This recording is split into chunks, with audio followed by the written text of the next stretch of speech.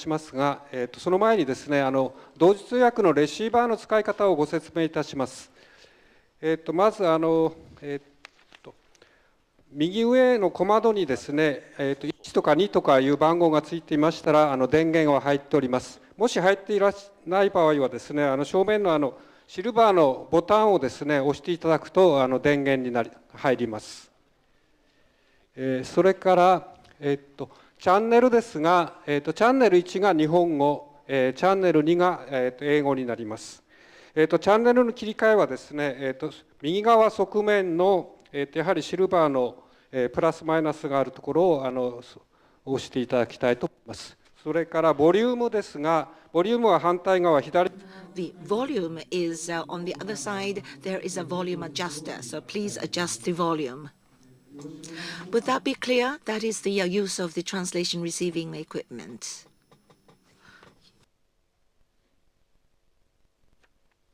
The Commission meeting will start shortly.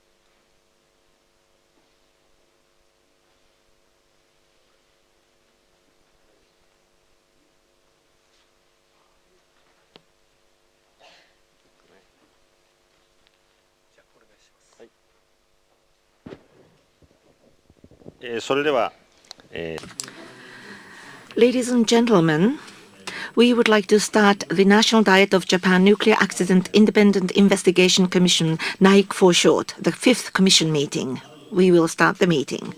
First of all, there will be a report on the activities of the investigation. There are various works done by the working groups, so there will be a report about that. Mr. Nomura, please take the floor. 野村でございます。Thank you. This is Nomura, as was introduced. And so now I would like to give you the report about the activities of working groups. And first, working group number 1, that is the working group for accident investigation.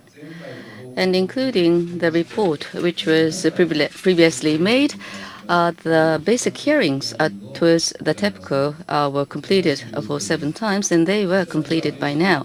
And for nuclear technology and for earthquake and tsunami, we conducted hearing for the experts. And together with that, we conducted the research analysis of the documents which have been made available to us so far. And working group number 2 is on damage investigation. And direct the damage by radiation, we conducted hearing for the experts and the analysis of data have been performed, and we study how the damage situation will develop from now. And the Chernobyl accident, that is a very important case for us. We also conduct hearing to the experts on that. And number 3 working group, policy investigation working group, and the hearing and the document research of the people concerned about this accident have been carried out, and also carried out a study on the laws and regulations of the rest of the world on that matter. Thank you. Thank you very much. We will have the statement by the expert witness as well as the discussion. In today's commission meeting, we would like to hear the views regarding how the nuclear regulatory organization should be, as well as the importance of the independent commission. So we have invited Dr. Richard A. Meserve. You have your handout, and there is a bio of Dr. Meserve. Currently, he is the chair of Carnegie. He's the president of Carnegie Institute. And he has the background as described in the your material. So until the time of 9/11, he was the commissioner of NRC. It so happens that Dr. Meserve and I have had some connections since 2003. I've known him. I contacted him. We discussed the Japanese scientific situation. He's my friend. I have consulted with him on many occasions. So this time around, again, based upon that acquaintance, I wanted him to appear. It so happened that he appeared in Hatano government investigation commission, and he came as a part of the international advisory panel. So we asked him to extend his stay for 2 days so that he can make himself available in this commission meeting. So Dr. Meserve, thank you very much for coming to our committee meeting. First of all, we will ask Dr. Meserve to speak for a while, and then we would like to have a discussion after his statement. So, Dr. Meserve, floor is yours.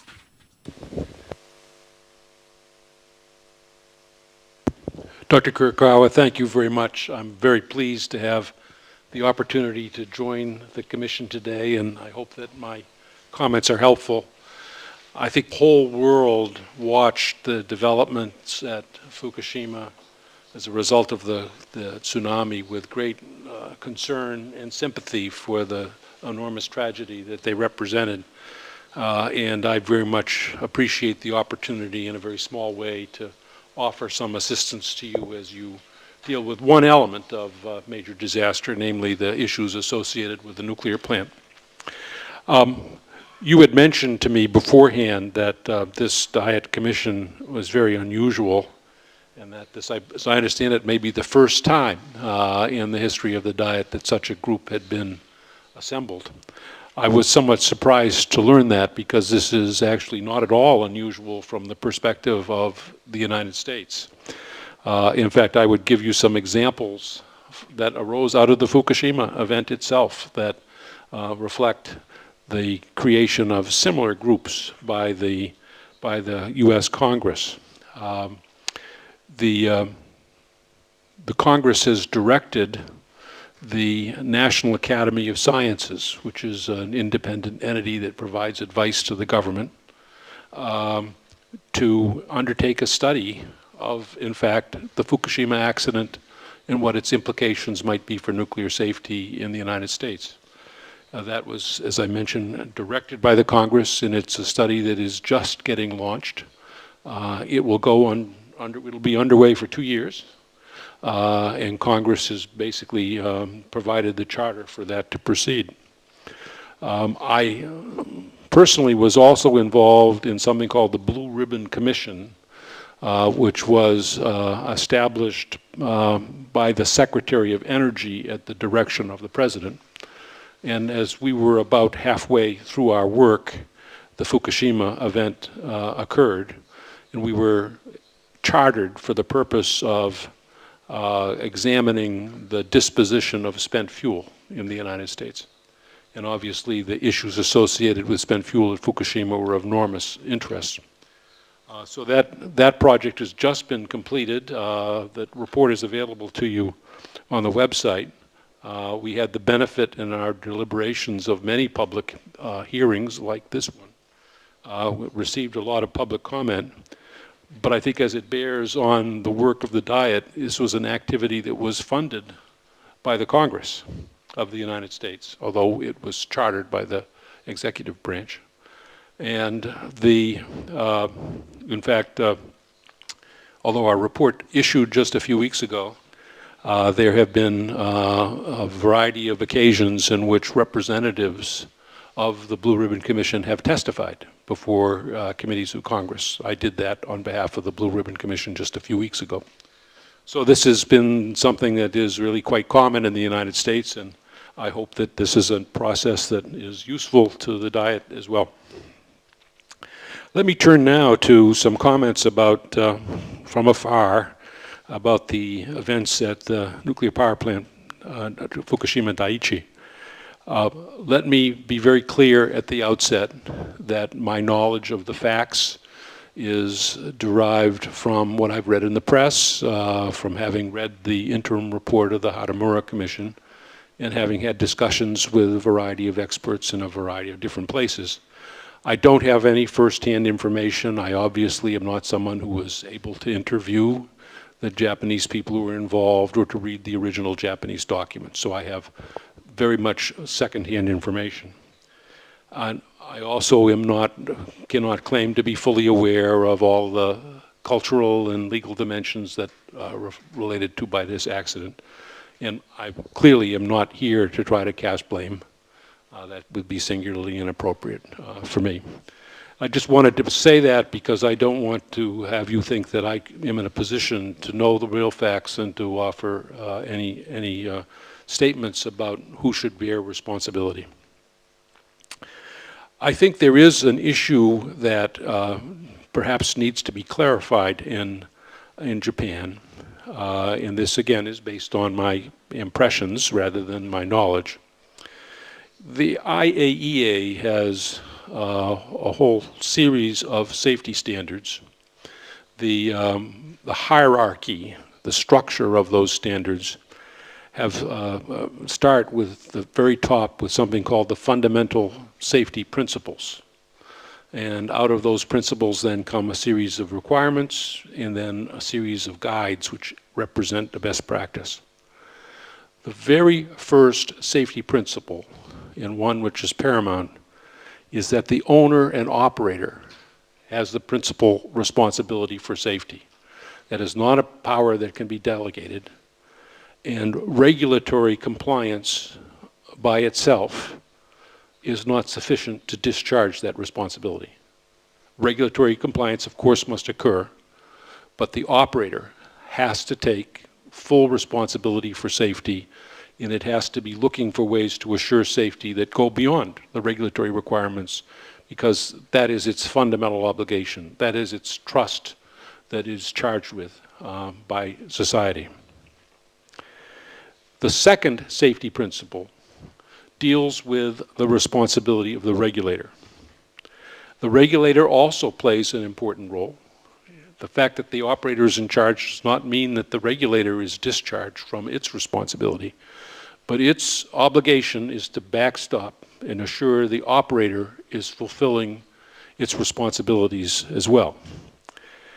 I'm going to suggest some characteristics that I believe are ones that you should find and strive to achieve with your regulator. I'm going to do that by way of describing the objectives that should be received.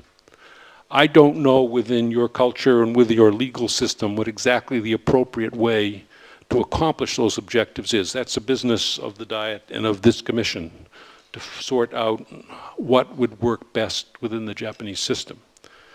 But I do think that there are some objectives that are important that I just want to lay on the table for your consideration. First, as to the scope of responsibility,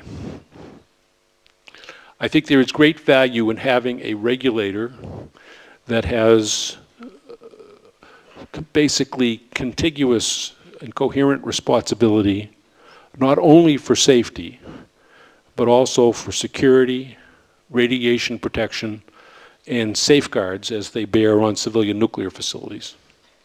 And I make that recommendation because what you do in one area affects what you do in the others, and that there is a connection between all of them, and you ideally should have an integrated system in which all of those objectives can be achieved simultaneously and an appropriate balance can be achieved.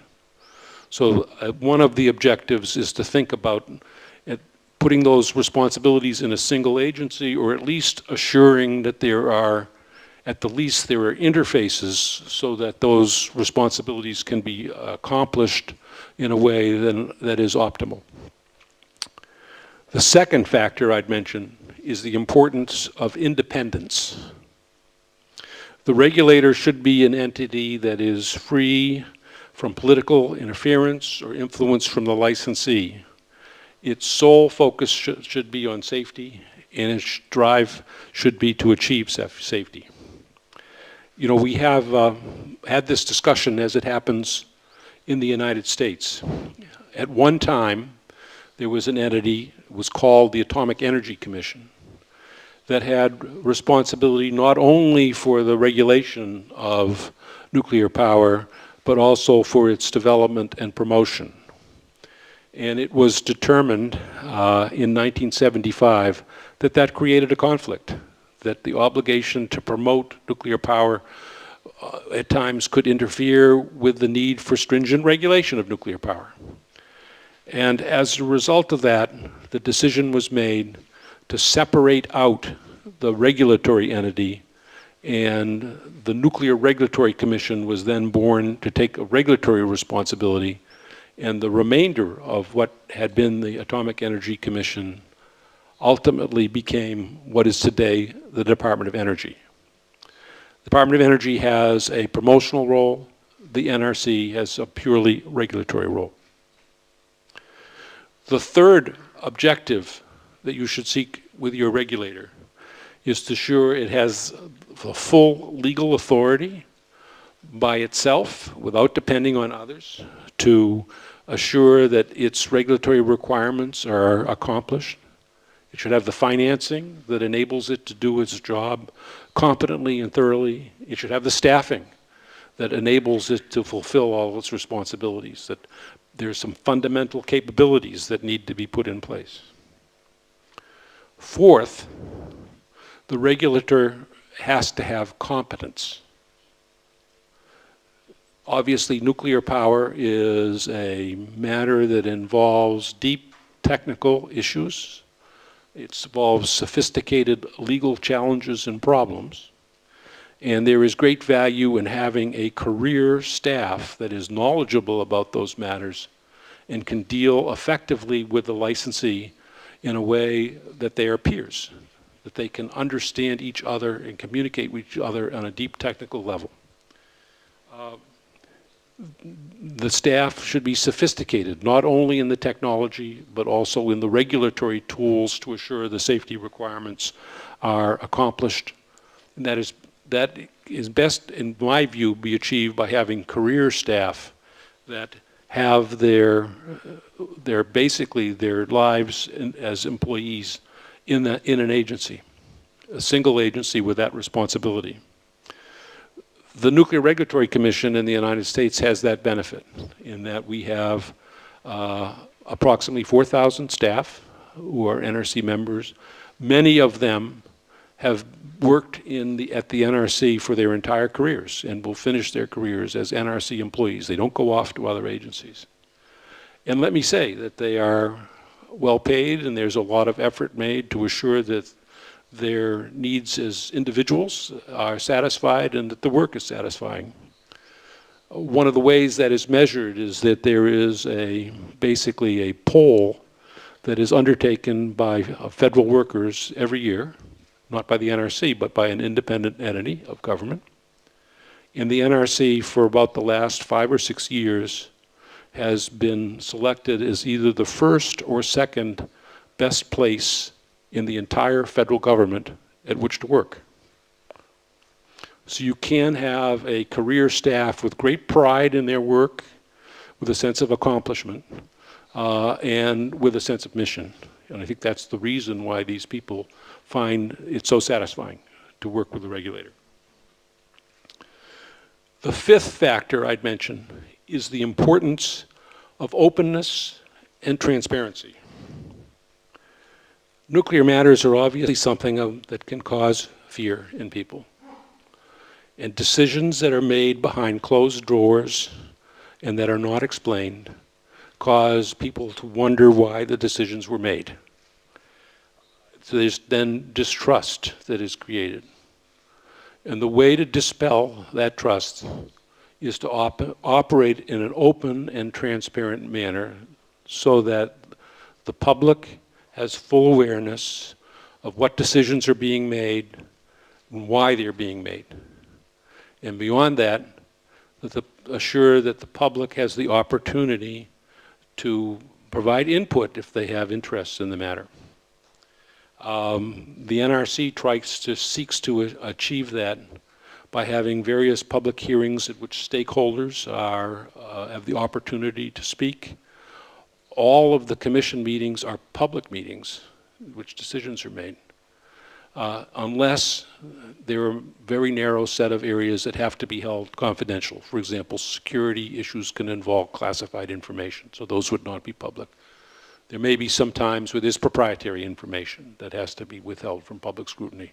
But there's some very narrow areas, but otherwise all the business of the agency is open to the public. And I would invite you to go to the Nuclear Regulatory Commission's webpage, and you will find that the communications with the licensees and from the licensees to the NRC are all publicly available for everyone to see. And if, as the decisions are made, there are written documents that are prepared that are publicly available for everyone to read as to what the decision was and why it was made the way it was made.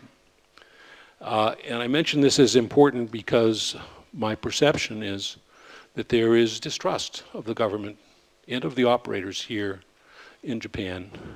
In my view, the only way to correct that is to have the public have access to the information and know what's happening and why it's happening, and have the confidence that decisions are being made on a proper basis. The sixth factor I'd mention is the importance of a regulatory approach. It is my view, and the view expressed by how the Nuclear Regulatory Commission operates, is that risk should be used to set priorities.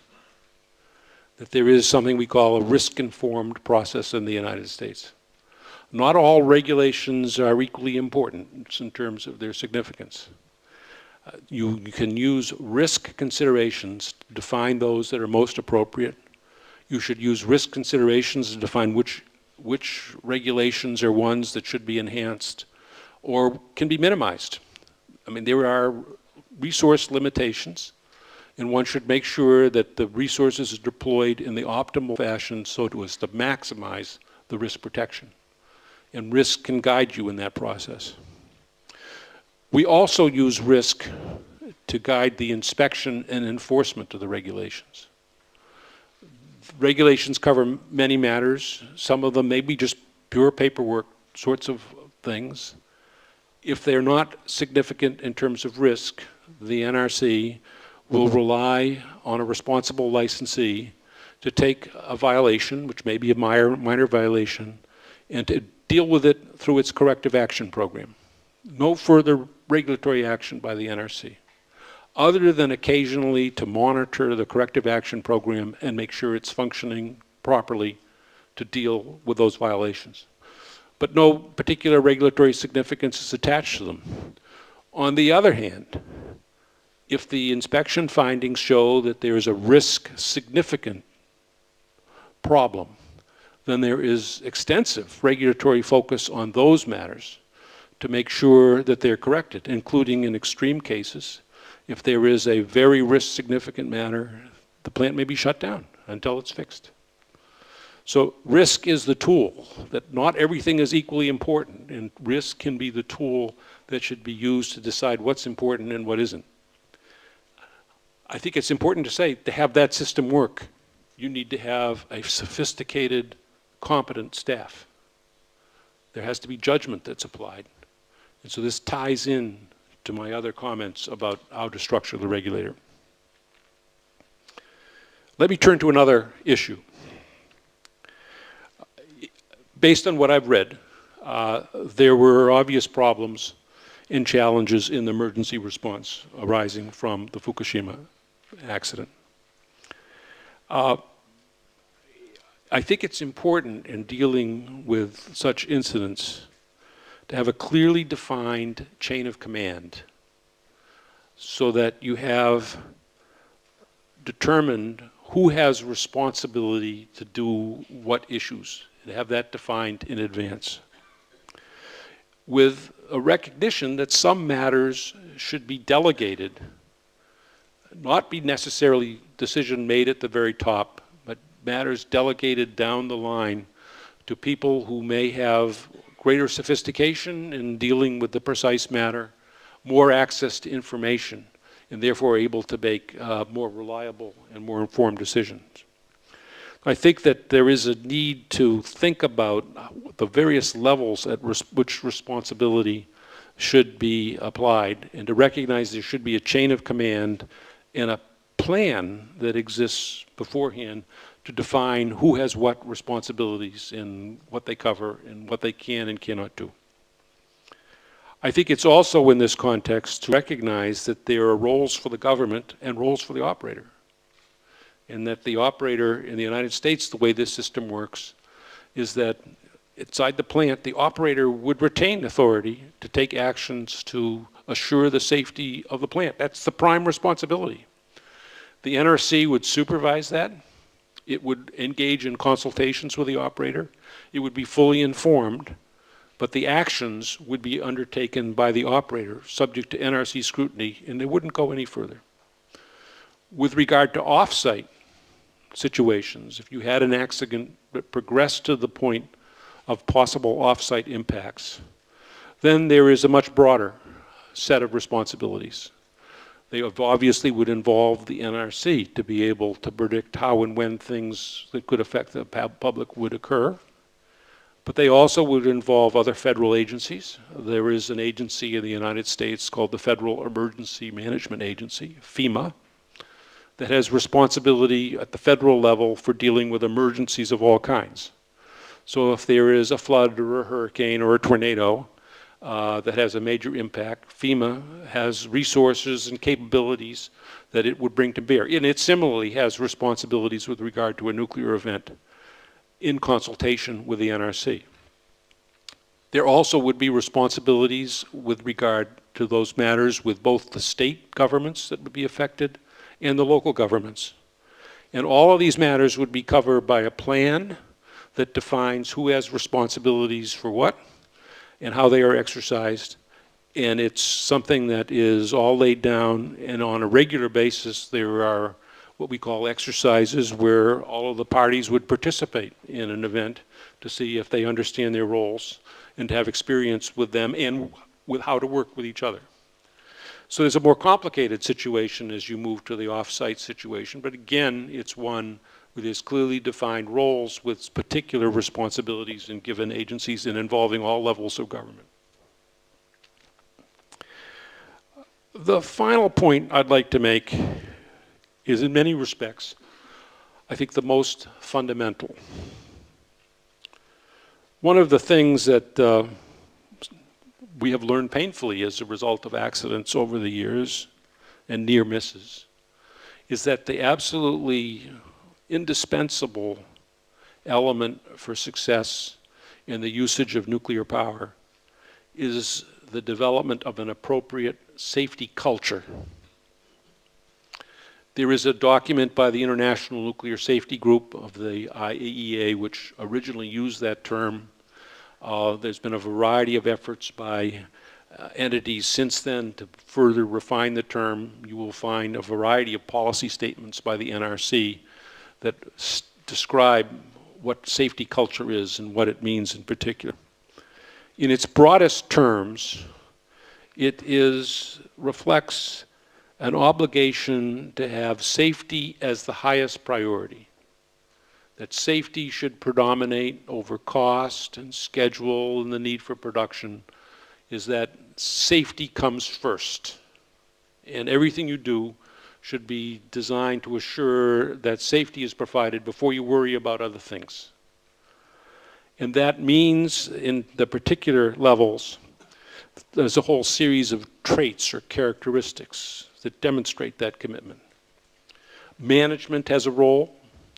It should demonstrate through its actions, through its decisions, through how it promotes people, how it deals with the plant, that it takes safety first. And even beyond that, there is a responsibility for every individual, every person who's employed in the nuclear plant and within the regulator, to make safety his or her personal responsibility.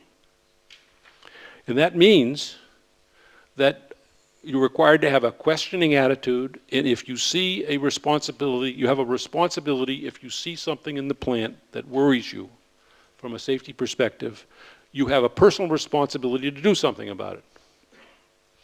That can mean that if a person sees a potential problem, that he or she would tell his or her supervisor, I think there's an issue here.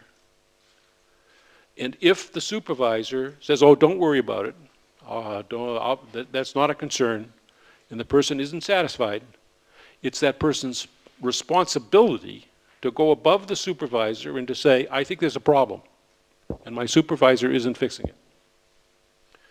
And if that occurs, the company is obliged to put in place a system that protects that individual from any retaliation by a supervisor of the company for having taken that personal responsibility to address safety.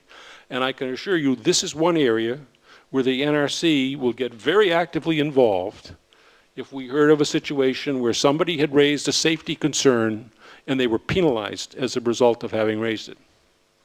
So there are some concrete actions that manifest that safety comes first, and one of them is having what we call whistleblower protections for somebody, and that same role will apply within the NRC. If there's a decision made within the NRC that an employee thinks is wrong, he or she has the right and obligation to write a dissenting opinion, and that matter will be reviewed and re-examined at higher levels. And again, there can be no retaliation against an individual for having raised the issue. Well, I've gone on for some time and covered a variety of matters. Let me just note in conclusion that we, of course, had a terrible disaster in the United States in 1979 with the 3 Mile Island accident. We were very fortunate. Although the reactor was destroyed, the containment did prevent the release of radioactivity beyond regulatory limits. So we had, fortunately, did not have the terrible crisis that you confront with. But it was a shattering event, because before then, people thought, well, these machines have so many safety systems, there's nothing that can go wrong. That they believed that regulatory compliance was sufficient to assure safety, and you were just in compliance, that everything would take care of itself. And we learned that just isn't true. As a result of 3 Mile Island, there were very dramatic changes, regulatory changes that were to greatly strengthen the safety system. And there was something that has ended up being, I think, uniquely helpful in improving the safety system. Each of the owners, as a result of 3 Mile Island, recognized their vulnerability if any nuclear plant had a problem. They realized they were all in trouble if there were an accident that affected any plant. And they saw it as in their self-interest to police each other and to make sure that safety was accomplished. And what they did was they created something called the Institute for Nuclear Power Operations, known by the acronym INPO. INPO has extensive inspection authority that each owner gives to the organization, that outside of the regulatory obligations, for the purpose of pursuing excellence in operations. And I can assure you those inspections are very aggressive. And if they find a problem, there's no hiding from them. They force change, and they force change by the fact that others in the industry are informed about the problem. And the CEOs in an annual meeting are required in front of their fellow CEOs to explain how it was they got into this problem and how they're going to fix it. It's an enormously embarrassing experience for any CEO that's got a difficulty in a plant. And there's enormous incentives that the owners put on each other to assure safety. And I mention this because I think that it reinforces the very first point I made, which is that the owners and operators have the fundamental responsibility for safety. And there are things that fortunately happened in the United States as a result of 3 Mile Island by which each owner and operator stepped up to the plate and took on that responsibility. It's not to diminish the importance of the NRC. It's to recognize that this is another way in which the safety objective can be achieved. I think there is a similar opportunity now within Japan to learn from this accident and to be able to improve your safety system in similar ways. You obviously can go different directions from the NRC. But there is an opportunity to make changes, and I very much hope that my comments are useful to you as you undertake this very important work. Thank you.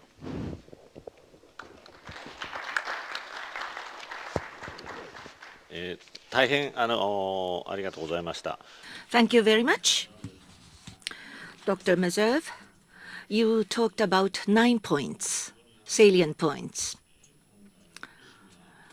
With respect to Fukushima accident, how it happened and so forth, I think there are so many things that we can learn from his statement. In the world situation as it is now, Japan has a highly developed and advanced technology and industry, and yet this accident happened. So this experience of ours has to become the shared experience for the whole world. As I said when I received the appointment on the first occasion, I am deeply convinced about that. He talked about the 3 Mile Islands incident, as well as the philosophy and attitudinal change and development in the United States since then. So, commissioners, we'll have questions to Dr. MESERVE. So I will ask the first question. Now then, those people associated with nuclear power, safety first, you said. Safety overrides everything.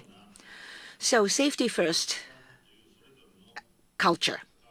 So every individual in his or her position, what should be the awareness of responsibility, and how is this safety first attitude can be shared amongst the people? Maybe you can talk more about it. Of course, you repeated the importance of safety first, but how come this attitude is shared amongst all individuals? How is it that it is possible, and how is it? What is the process of sharing this notion as an organization? Is there any experience? Is there any ways to go about it? I think it's clear that safety culture is difficult to measure. It's very hard to define precisely how to achieve it. It does have a variety of dimensions that I think are ingredients that help to define how to achieve safety culture. I think I mentioned that there should be a commitment demonstrated by the leaders through their decisions and behavior, that safety comes first. Part of the process would involve a prompt identification, evaluation, and correction of problems, commensurate, of course, with the risk significance. But have everyone see that if there's an issue that comes up that has safety significance, you have a process that you follow to assure that it is evaluated and as appropriate corrected. There is a obligation, as I've mentioned, for every person to have accountability for assuring safety. And if there's an issue that arises that somebody should have seen to address safety, that is a matter that's considered as you evaluate that person's performance. And as necessary, you may have that person undertake further training or even dismissal if there is somebody who is not following appropriate procedures to assure safety. You want to demonstrate in how you conduct and plan work that safety comes first, that you think through the process and undertake the steps that assure not only safety for the worker, but assure that the process achieves the objective of making a correction that is one that achieves safety. There is an openness, a willingness to undertake continuous efforts to learn about ways to ensure safety, to be open to the issues. You know, you have a problem that was clearly demonstrated by Fukushima, that improbable events are possible. And you need to be prepared to be thinking about them and plan for them, and an effort to continuously learn about how to deal with them. And that's clearly happening around the world now as a result of what we've learned from the Fukushima event. You need to have, as I described earlier, a safety-conscious work environment in which personnel can raise safety concerns without any fear of retaliation or harassment because they did so. In fact, you ought to have a system that rewards them when they raise safety concerns. You have communications with your workers and with the public in which you should emphasize safety as a way to demonstrate your commitment, to reinforce that. And you know, the biggest danger, I think, with any kind of nuclear operation is the fear that you're doing fine, or the belief that you're doing fine, and a certain complacency could set in, and I don't need to worry anymore because we're just so good, nothing bad can happen. You want to have an effort, you're continually striving to improve. There's sort of a rule of thumb in the nuclear business is that if you're not improving and trying to improve, you're likely to be falling back. And so that's an element of this as well, is to have a process where you're continually working the problem to get better and better. それではこれはオープニングでしたので全般的な So I would like now ask Mr. Oshima, Ambassador Oshima, to give us a question. Thank you very much for your the excellent presentation. And in your comment, in 1979, there was a 3 Mile Island incident, and you said you learned a great deal out of that. And for the safety improvement, I think you utilize a lesson out of TMI in the United States. And you also refer to IMPO organization. And this year, I think the 32 years, or almost 33 years, have passed since TMI.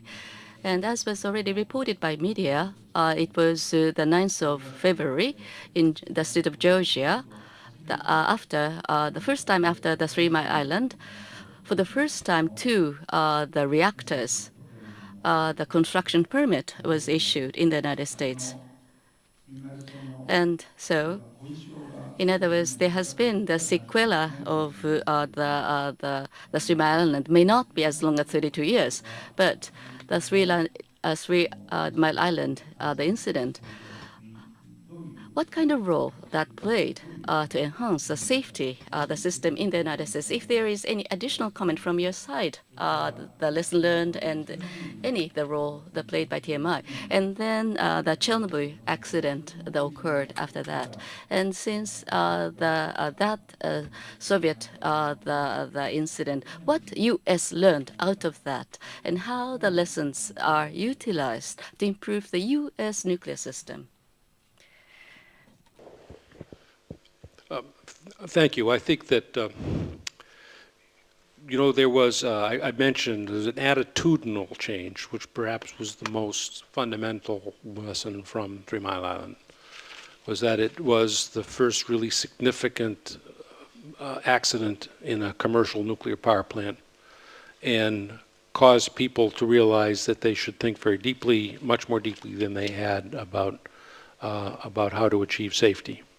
And out of that came a whole waves of requirements that by themselves, I think, and cumulatively enhance safety. There was one of the problems at 3 Mile Island is that the operators tried to diagnose exactly what was the cause of the problem, and they diagnosed it incorrectly and undertook actions that made the accident worse than it otherwise was. So there was an effort to correct that and to have the reactor operators trained to deal with the symptoms that they observed and correct the symptoms rather than attempt to do a full diagnosis and develop emergency procedures so that as various events unfolded, there was a clearly defined path for how to respond and be able to deal with it. There was much greater sophistication that was developed about the use of probabilistic risk assessment, which are very elaborate models that sort of develop all the pathways by which you could reach bad outcomes with a nuclear power plant, and to use those systematically to find the weak points and to address them. There were issues about operator training. As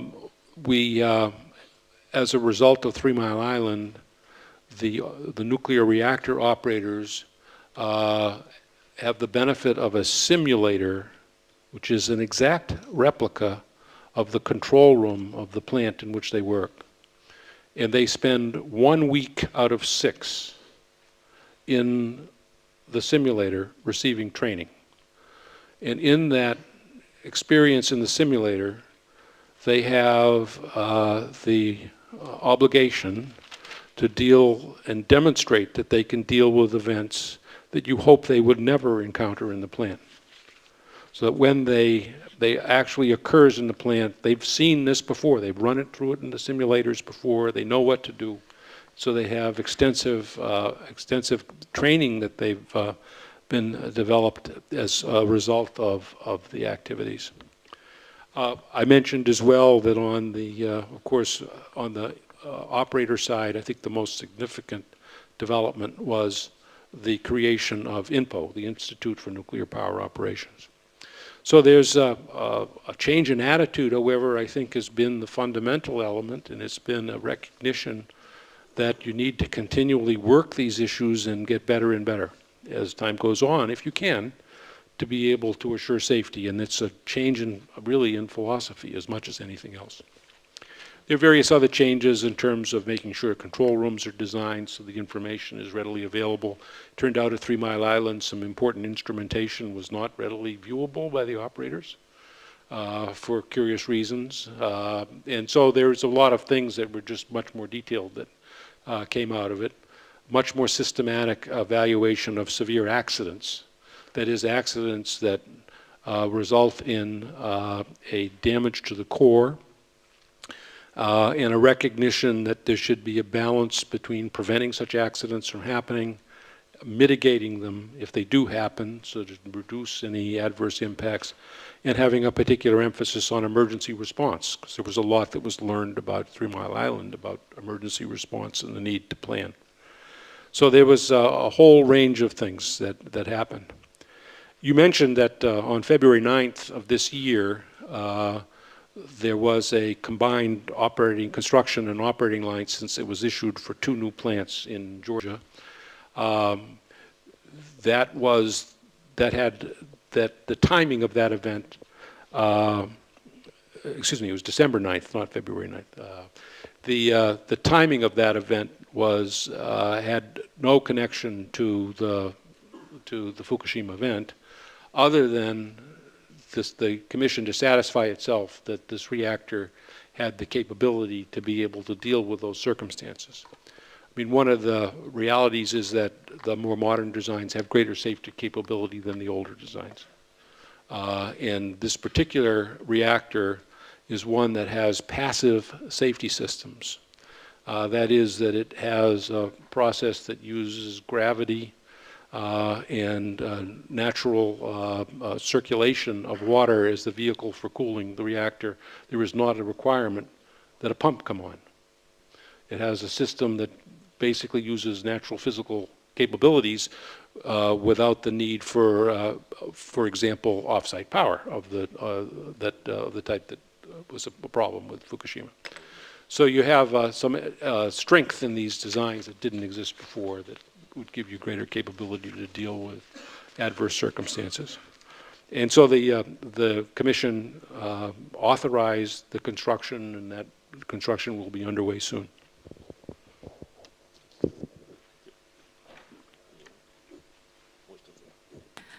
One more question. I asked you about the lessons from Chernobyl. Can you talk about it?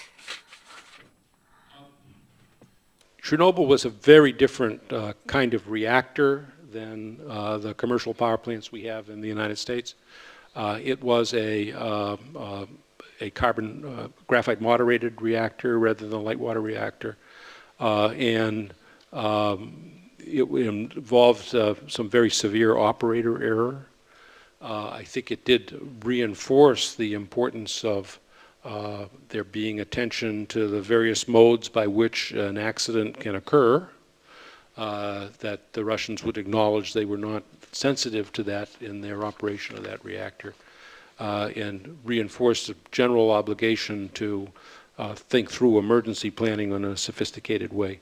But from a technical perspective, that was a reactor that was very, very different from ones either in Japan or in the United States, so that the learning about the details of that accident were much less relevant.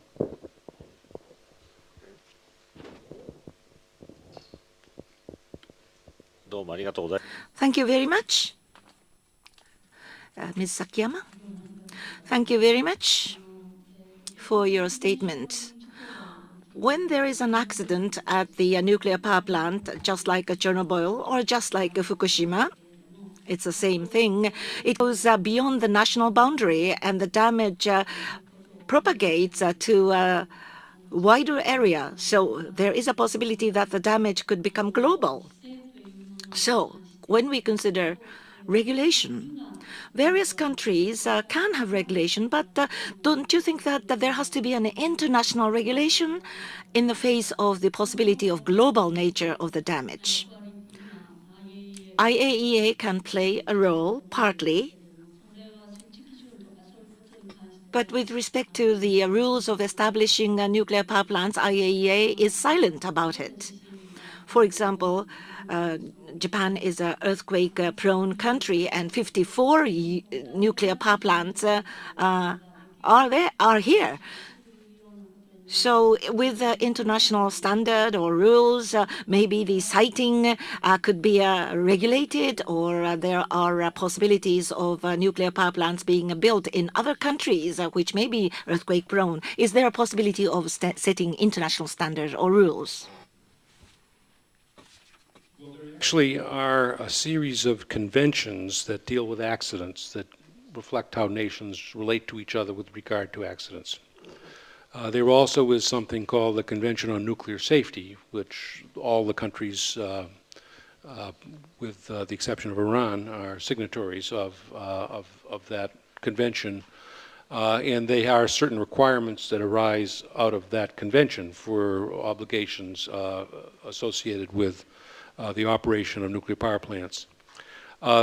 The convention, so there is legal commitments that the countries make in entering that convention, and Japan, United States are signatories. There is no enforcement mechanism other than the obligation to appear in a meeting of the parties every 3 years and to confront questioning by other countries about how you're satisfying the requirements or whether you're doing it satisfactorily.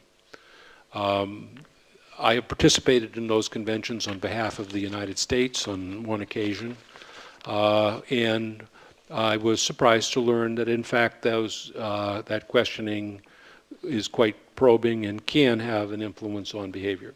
And I would guess that Japan at the next meeting of the convention will face many questions. But there is no legally compulsory regime that exists today. There are a whole set of safety standards that do exist. I mentioned the fundamental safety principles. There is a whole series of safety requirements that have been developed that basically set what the international community expects every country to satisfy. And then there are a series of guides that are prepared that set out best practices around the world. Those are available to everyone. They are actually a very useful vehicle for exchange of learning, not only because of the documents themselves, but because they're developed through an international process and people from every country can participate in the process and learn from it. But there is no legal compulsion associated with those standards. There is an opportunity for a country to ask for a service prepared by the IEA to come into the country and to do various sorts of inspections. And among the things they do is to verify the extent to which the country is fulfilling its obligations, fulfilling those standards. They can therefore learn from them.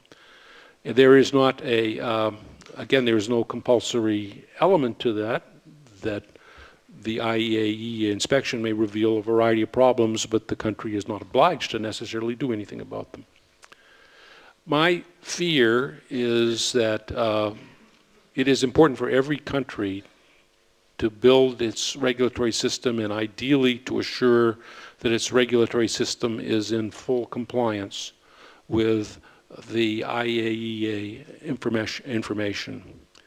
I personally have some doubts as to whether it would be possible to create a global nuclear regime in which there was an international regulator that polices compliance. And I say that for a couple of reasons. One is that energy is a crucially important thing to every sovereign. If you have a strong regulator, there has to be a right for the regulator to come in and say, shut down that plant. And I am doubtful that many countries, and I'm sure I speak for the United States on this, would be willing to have an international entity come in and tell it to turn off its nuclear power plants, because you need the power. There's also an element, I think, of the public response where I think it's for purposes of trust. I think it's very important to have a regulator that is accessible to the public, that hears the public, that conveys information to the public. And I would worry about a distant international regulator and whether they would have the capacity to listen and communicate in a way that's essential. So I think there are some reasons to doubt that you could set up a strong international regulator. But I do believe that there are important things you can do to strengthen the international system and the pressures that it puts on every country in its own regulatory system to come into compliance with international norms. And I would very much welcome that.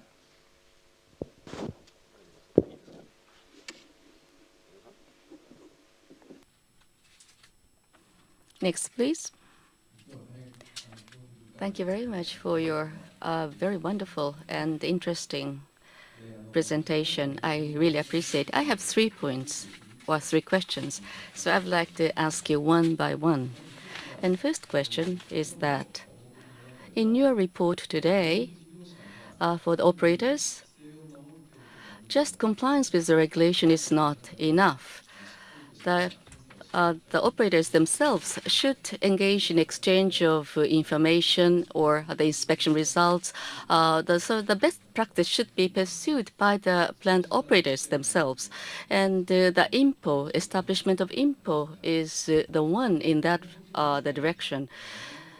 And from the US to the Japanese operators, was there any advice from the U.S. The operators to introduce, to recommend that kind of system to Japanese plant operators, or that the organization or that practice is only conducted within the United States so far? My comments were perhaps too abbreviated.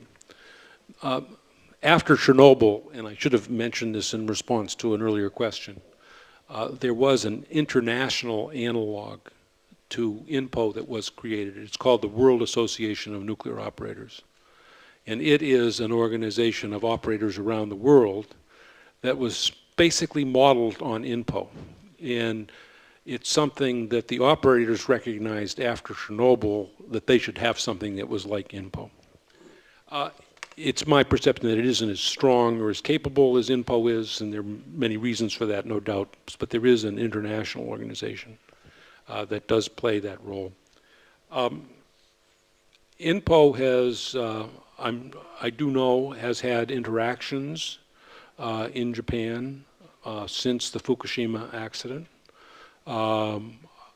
And I, in fact, was here myself several months ago with the president of INPO to talk about what some of the reactions, the U.S. perspective on some of the events here. But I'm sure that there are greater capabilities that INPO would be prepared to provide within Japan, and I know that because I've talked to them. One of the areas where, for example, I think they could be helpful is that they have a lot of capability and experience in the United States of the examination of shutdown plants to assure that they can be safely restarted. And they have a lot of experience about how to undertake those inspections, what things you should look at, how to look at them, how to go about that. And that experience, it seems to me, could be very helpful in Japan. And to the best of my knowledge, Japan has not taken advantage of the opportunity to interact with INPO to get that input. I think it would be very helpful to Japan to do that. ありがとうございます。Thank you very much. In that connection, about that matter, another point I would like to add to my question is the Fukushima, prior to Fukushima incident, Japanese the plant operators, were they interested in the INPO, or after the incident occurred? Do you think that there is a change in the interest level of the Japanese plant operators toward the organization like INPO? Sufficiently knowledgeable to be able to comment on that. わかりました。ありがとうございました。 Thank you very much. So can I continue the next question? Next question. After the accident, regulatory, how should they be? This is a question regarding how regulators should be. In Japan, after the accident, regulators should take the back seat, and the Prime Minister's office centered and the politicians should play the central role in coming up with the way to go ahead. I think that's the majority opinions. There are other opinions, but majority opinion is more like that. At the time of accident, it's not the regulator, but the Prime Minister's office or the Prime Minister himself should take the central lead in managing and leading the post-accident situation, like issuing instruction and so forth. How would it be? How would it look like from the international comparison? Would it be many cases elsewhere like this? Experience in this area is much more focused on experience in the United States, and I have talked to some of my international colleagues. And I think I indicated in my remarks the importance of having a chain of command in which responsibility was placed at, and delegated at various levels, and with people who have access to the facts, have the competence to act on the facts. And so I think that in the United States, as I've indicated, with regard to events that are occurring inside the plant, the responsibility would be with the NRC and with the regulator, with the operator. The NRC would be very actively involved through its Emergency Operations Center, which is located in Washington, and monitoring events and advising, but what would happen would be between the regulator and the operator. And in the off-site context, that authority would be basically with the NRC, FEMA, state and local entities according to a plan There may be a role for the president in certain ways that if, for example, you needed to deploy National Guard troops or special capabilities, airlift capabilities from the military or what have you, the president might be consulted to undertake those sorts of emergency decisions to activate those elements of the plan in order to coordinate across government, but the decisions would not be made at the presidential level.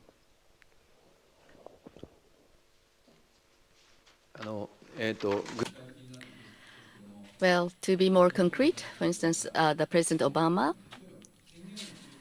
if the authority and roles are well defined in advance, and for instance, Obama, the President Obama, for instance, is there any case that or chance that the event, the operation should be instructed by the President Obama? Is that kind of system is the possible if that role is defined in advance? My experience may not be relevant to Japan, but I can't conceive in the United States where such a decision would be a matter of presidential decision. Thank you very much. Another point I would like to ask you. And at NLC, you consist of 5 commissioners. I think that is a panel, the commission. And the fact that you have 5 commissioners, is it any case that that makes the decision difficult, or having 5 commissioners is more conducive of reaching decisions? Let me say that's another area that came up after 3 Mile Island that I should have addressed earlier. One of the lessons out of 3 Mile Island was that there was problems with prompt decision making. And coherent decision-making because of the need to get 5 people together and have them agree. And so there was an amendment to the organic statute governing the NRC to provide that in an emergency at a nuclear power plant in the United States, the chairman of the commission could exercise sole authority. So you have a very clear and crisp capacity to make decisions when you need to make them quickly.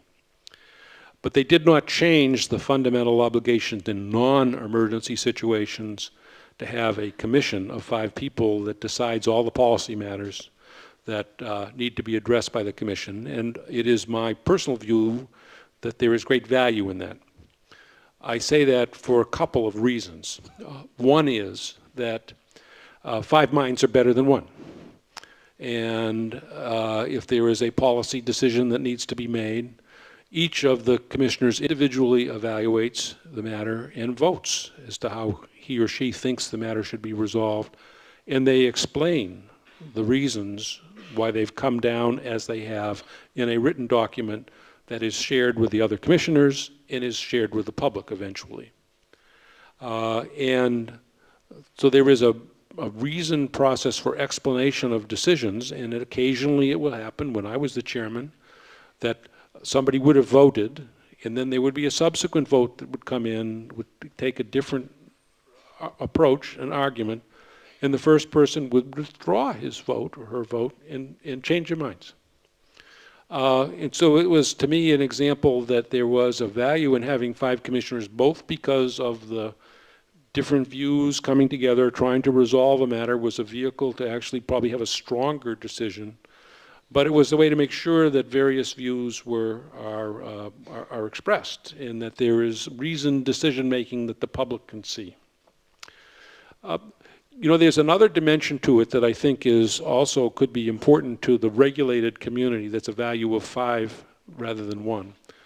The way the system operates in the United States is that each commissioner has a 5-year term. They can't be removed except for improper behavior. And with 1 rotating term ending each year. That has the virtue of there being stability in the decision making, and that things can change as over time, but it doesn't change abruptly as you go from a single administrator to the next administrator with an entirely different set of priorities.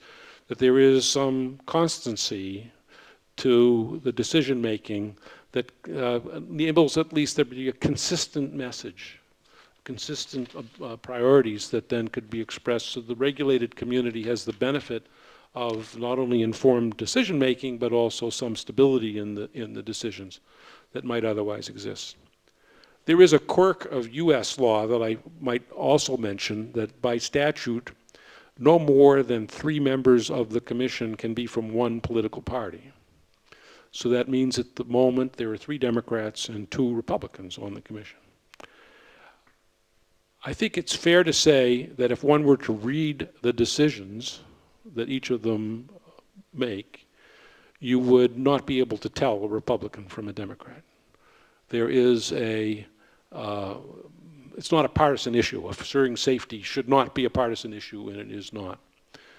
But the fact that both Republicans and Democrats are involved in the decision-making and vote on them and are part of the process tends to take it out of the political arena in a way that I think is very helpful in enhancing stability and to ensure that safety is not a partisan issue, because both parties have a hand in its making.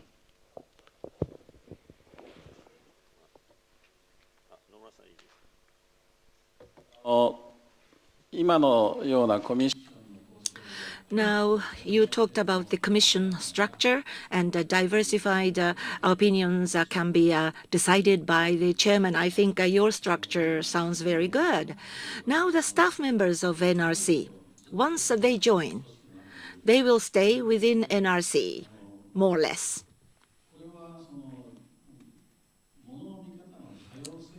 From the diversity of perspectives, you have to nurture diversity of perspectives. But if staff members join and they stay within one organization, don't you think it is a bit strange? In Japan, too, we want to have a diversity of perspectives, but we had a convergence of opinions, not in a favorable way. I think that is the problem in Japan. So how do you maintain diversity of perspectives, and yet you want to have a situation where you want to have a prompt decision? How can you make that?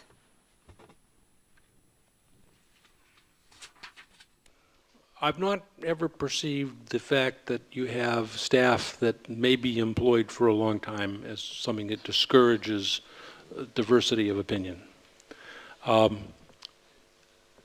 People are employed.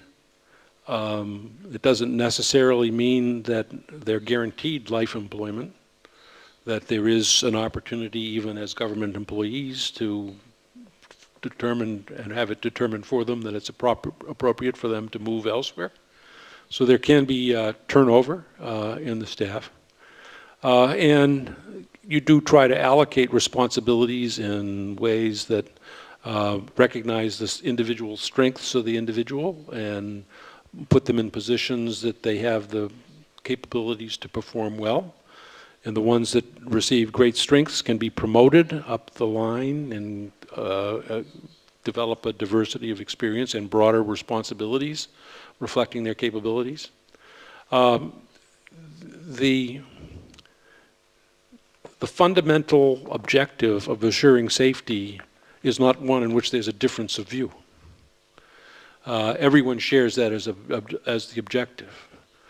There may be differences of view as to how to accomplish that objective, but those are things that will vary by the issue, and you hope that you have a range and scope of experience in the staff and on the commission, that those judgments can be made in an appropriate way to find the right course forward.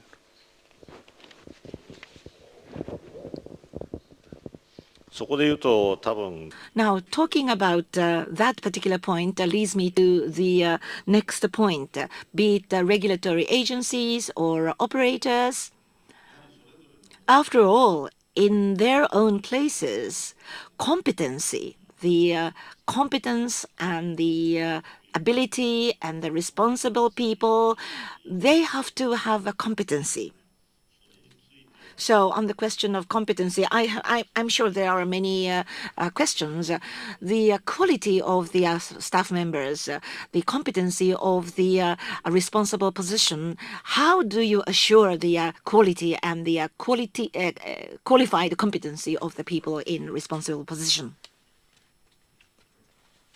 So, you start with your recruitment of individuals. And the NRC will, when there is openings available, will advertise the availability of positions. People will apply. You interview them and you select the ones that have the educational or other experience that demonstrates that they have the capability to do the job. So it starts with your original hiring. And I must say, for an agency that can say it's the best place to work in the federal government, that you have people who want to work there. So you have you have an opportunity at the front end to have people come in. There is a lot of work that's done within the personnel operation at the NRC to make sure the person is in the right job, that their skills are known, and that they have opportunities within the agency where they can exercise those skills. And beyond that, the NRC has its own training center where people, the NRC staff can go and they receive courses on, at the training center on nuclear regulatory matters. And there is even opportunities within the federal government for people to obtain educational opportunities that are compensated in part by the federal government. If they want to go to a local university to obtain a course that's relevant to their job, they can do so. So there is, you try to have a sensitive personnel policy to recruit good people and to build on their strengths over time. 他にから質問ございますか? Are there questions from the members? The quality of staff members? Or any question? Sakurai, Mr. Sakurai, please. Thank you very much for your information. Having listened to the presentation, the level and quality of the staff members are very good. That's something quite noteworthy. And also, as you said, the many things, but I'd like to ask the concrete questions. You talked about the best place, very highly evaluated workplace, and why NLC becomes so attractive workplace for the staff members, why they're able to find the value to work for. And so that reason I would like to know. I'm sure there are many reasons, and I have not interviewed people and asked the question, well, why in the world would you work here? That would not be appropriate for me as the chairman to ask that question. I think the answer, however, is that it's an agency in which we people think they're doing important work, and they are. That they have an appreciation that the agency is trying to do the right thing, that it is trying to get to the right answer, and that a staff member who is committed to achieve that is someone who will advance and be rewarded. It is independent, therefore insulated from all kinds of pressures that might otherwise exist that could affect that. There is, as I mentioned, opportunity within the agency for training and advancement and education. So people see that there's a career track where they can have growing responsibility and growing capabilities over time. The agency has a pay structure which is similar to that of all federal agencies. They all have to have a similar pay structure. But the NRC has authority to give bonuses to particular people with skills that are strong in order to retain them and keep them in the position. And I think it's fair to say that there are more higher level people who are employed at the NRC than would be typical in another federal agency. It just reflects the nature of the work in their seniority as much as anything else. You know, we try to do things that would facilitate work There's a child care center, for example, and a variety of things of that nature that to try to reflect that it's a humane workplace, that there are opportunities for both men and women to advance and to fulfill themselves at the job.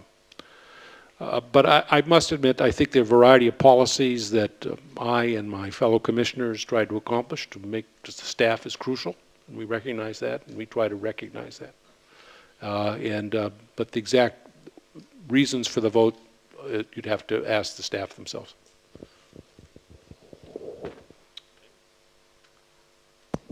Other comments from あ any? りがとうございました。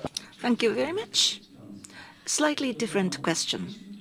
You talked about the training center or training in general at NRC.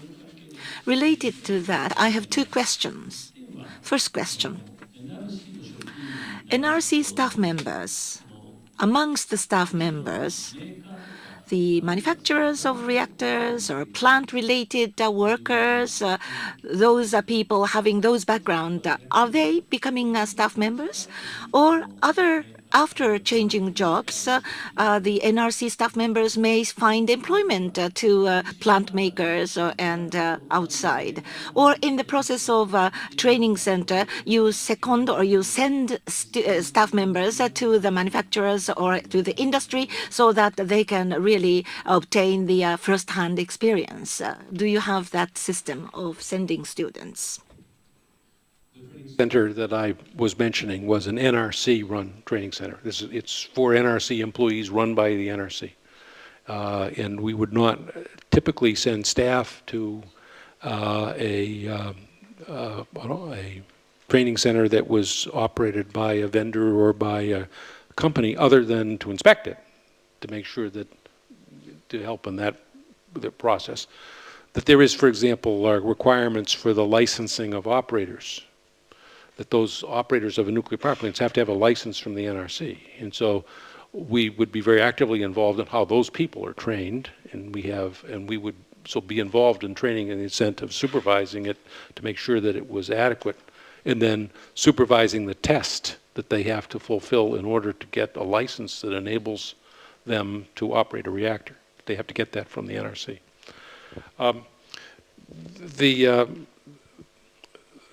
The staff can come to the NRC from a variety of different ways. Some, directly from the educational system, that we have people that at all degree levels who may come directly to the NRC. Others may have worked at a vendor or have worked in a plant beforehand. They're not prohibited from joining the NRC, and we do have some staff with experience. And it's useful to have experience who come to join the NRC. And similarly, there can be NRC staff who leave and who will go to work for vendors or will go to work at an operators as employees. There's no prohibition on that occurring.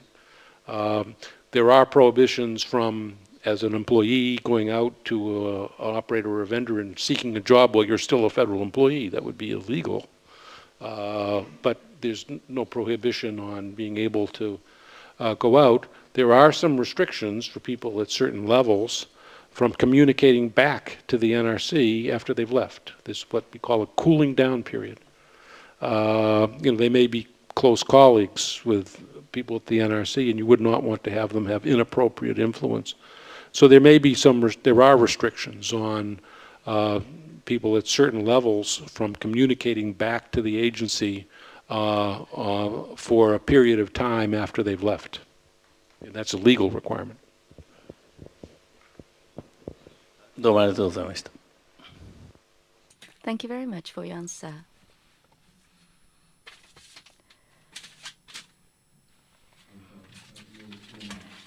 Thank you very much for your very valuable information.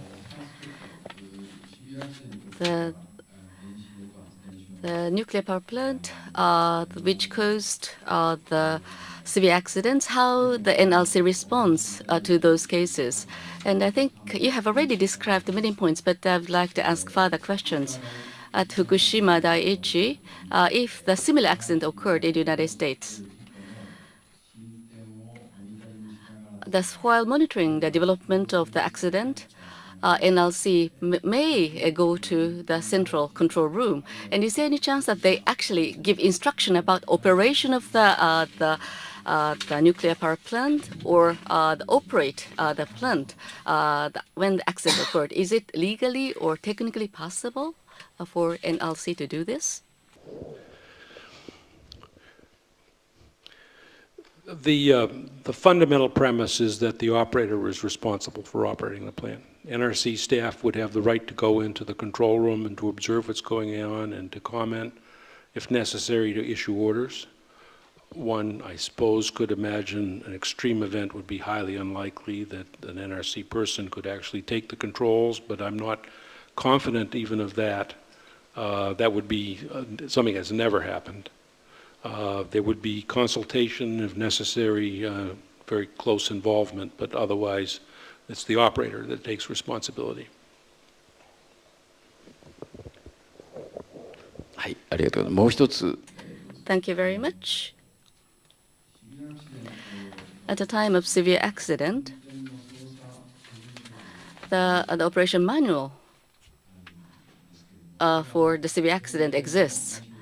And for the NPP nuclear power plants in the United States must be equipped with that manual. And NLC does have the similar manual for the severe accident. If the severe accident occurs, what kind of the procedure to take? That kind of version manual is installed in NLC. Yeah, every operator has a whole series of documents, not all of them necessarily being ones that are provided or found at the NRC. They all would be accessible to the NRC to review. There would be the emergency operating procedures that would deal with things right up through design basis events.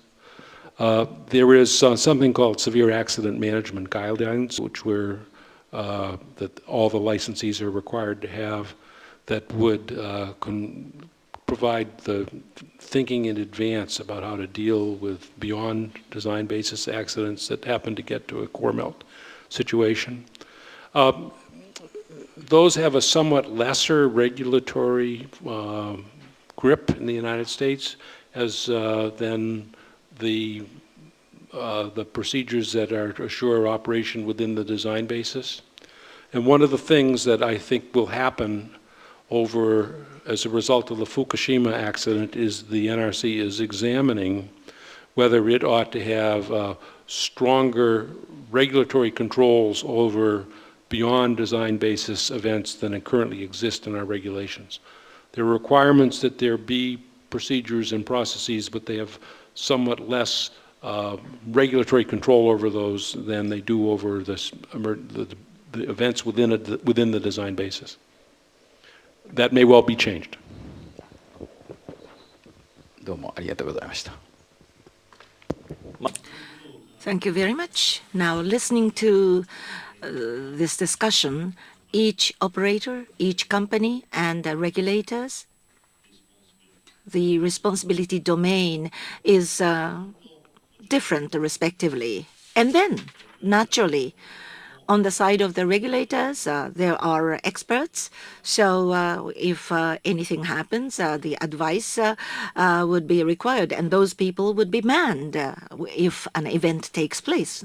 In other words, the experts exist on both sides, operators as well as the regulators. So they're in the face of extraordinary accident, their domain of responsibility is defined. And of course, there will be more frequent dialogue in the face of the severe accident. But normally and generally, those responsible people are manned and positioned accordingly.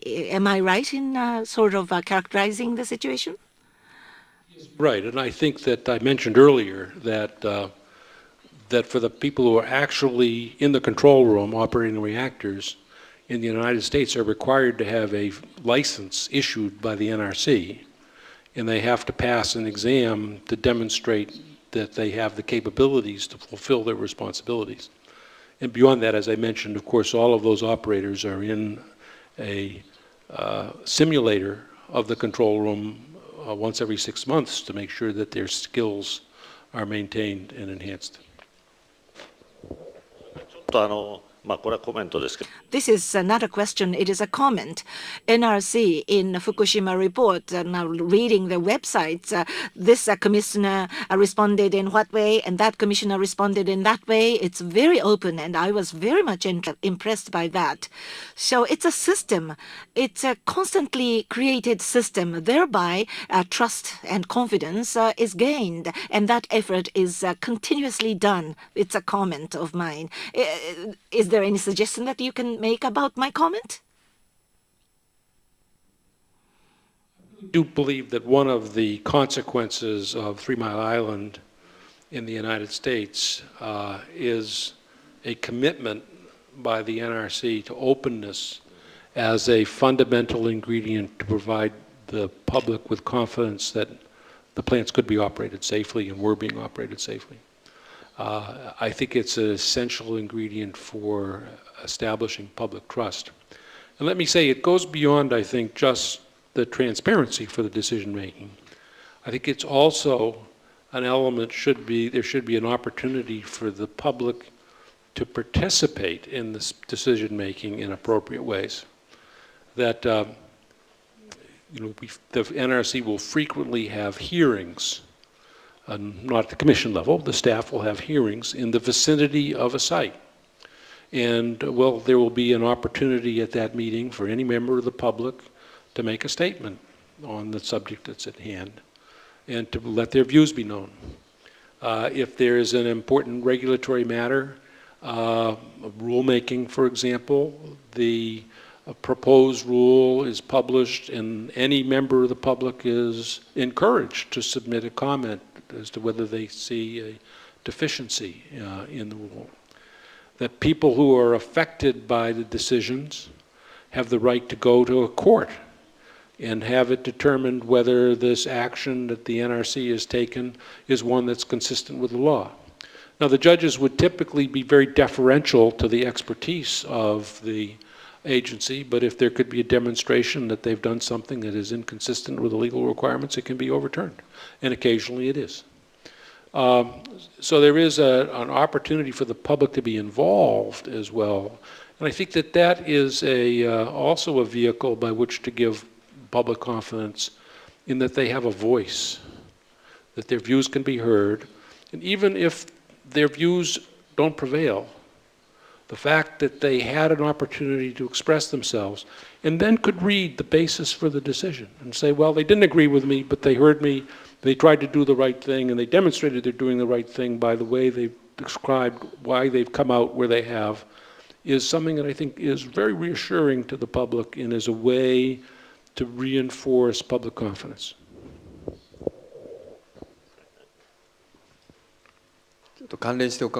So this is a related point. In Japan, what is quite unfortunate is at the time of accident, the top person of the regulatory the agency were not with the technical knowledge about nuclear the power. So about nuclear regulation, whether the sufficient regulatory steps were taken, I think a lot of suspicion about that. And between NLC and operators, you said that there were the clear defined roles. So in terms of expertise, for a commissioner and the staff member, compared to the plant, the operators, do you think is there any chance that the expertise owned by the commissioner or the staff members are less than that owned by operators?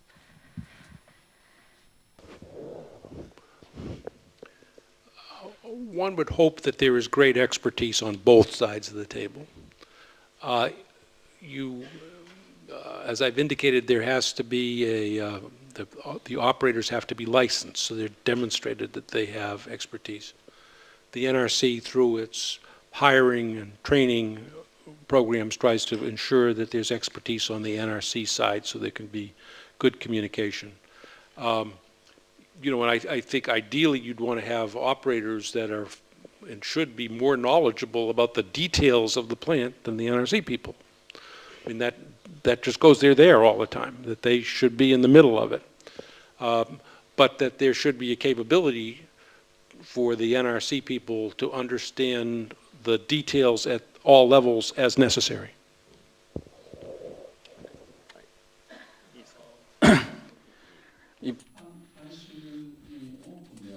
To be open to the people, that's the importance that you emphasized.